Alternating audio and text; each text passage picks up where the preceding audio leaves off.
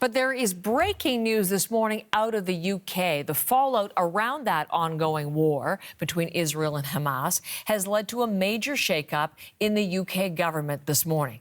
Home Secretary Suella Braverman is out after controversial comments she made about police and protesters.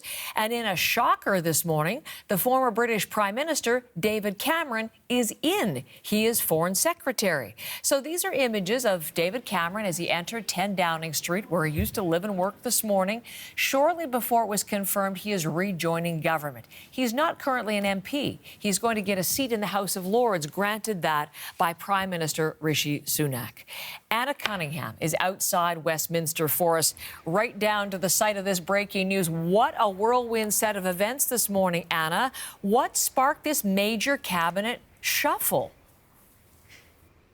Heather, it's an extraordinary start to the week for British politics. Certainly, nobody saw David Cameron coming back into government. We'll talk a bit about that in a moment. But the start of all this was with Suella Braverman, the now former Home Secretary, because last week she wrote an opinion piece for the Times of London, and it was highly critical of the Metropolitan Police Force here in London and the way that they have been policing the mass pro-Palestinian demonstrations that have been taking place in the capital.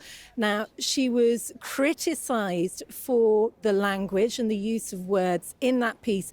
But prior to that, she had actually come out and said that the pro-Palestinian marches she described as hate marches. Now, the other big problem with this piece that she wrote in the Times of London was that Downing Street said, you need to tone that down before publication. She ignored that. It went to press and it was out there. So obviously, the Prime Minister, Rishi Sunak, was not happy with that and not happy with her use of language. But also, Heather, there were allegations that what she had said and her talk and her approach to the pro-Palestinian demonstrations was that it had incited the far right to come out. We saw about 2,000 was the estimate given on Saturday, on Armistice Day, coming out into the streets of London, and there were clashes between those far right, they were called counter-protesters, and the police, as that other mass demonstration against the Israel-Gaza war was going on. And police estimated there were some 300,000 people at that rally, but the organisers itself said that was nearer 800,000. So the end of the line came earlier this morning when Rishi Sunak decided to sack his Home Secretary. And so, Suella Braverman out. That was a shocker enough. Now, of course, as we've said, David Cameron returning to cabinet in this high-ranking post as Foreign Secretary.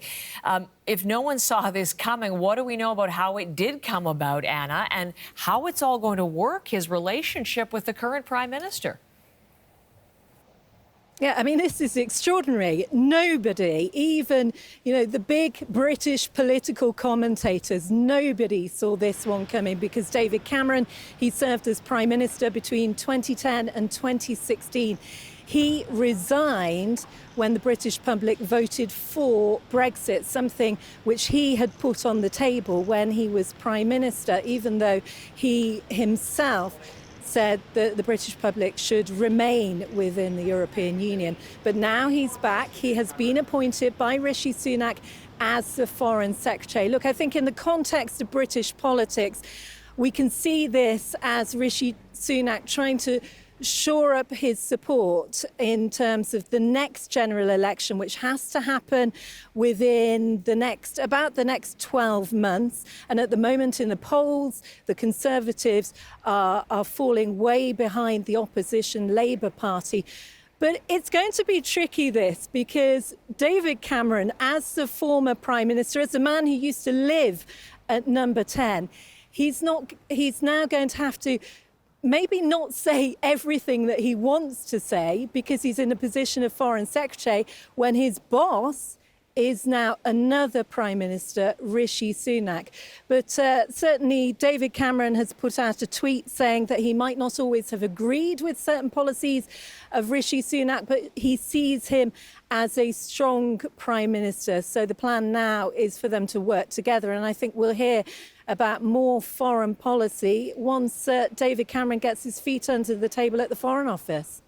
Well, so many pressing foreign issues, the war between Russia and Ukraine and Israel and Hamas, and now David Cameron, the man with that portfolio. Anna Cunningham, outside Westminster, as you say, an extraordinary day in British politics. Thank you, Anna, for all of that.